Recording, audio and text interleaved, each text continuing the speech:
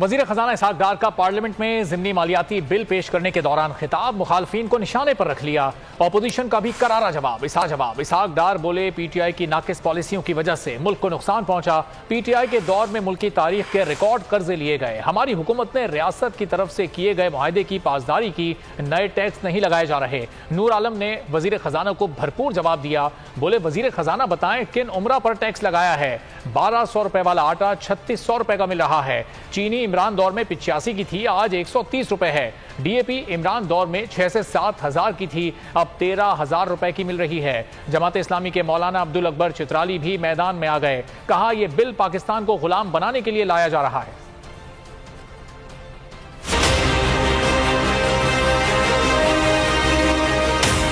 ایک سلیکٹڈ حکومت وجود میں آئی، اس سلیکٹڈ حکومت کی معاشی ناکامیوں پر دنیا کی جو 24ویں معیشت بن چکا تھا وہ 2022 میں گر کر دنیا کی 47ویں معیشت بن گیا۔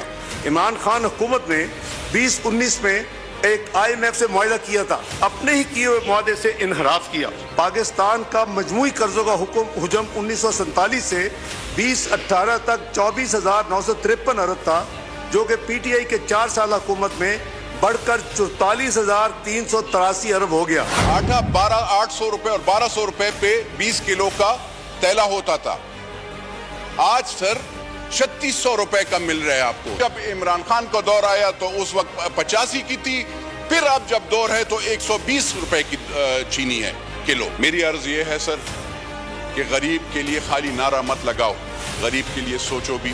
امریکہ کی طرف سے ایک سوچے سمجھے منصوبے کے تحت ہمیں غلام بنانے کا ادارہ ہے۔ جغرافیائی لحاظ سے ہم بالکل آزاد ہیں، لیکن آپ یقین رکھیے جناب اسپیکر، مالیاتی طور پر آج بھی ہم امریکہ کے غلام ابن غلام ابن غلام ابن غلام ہیں۔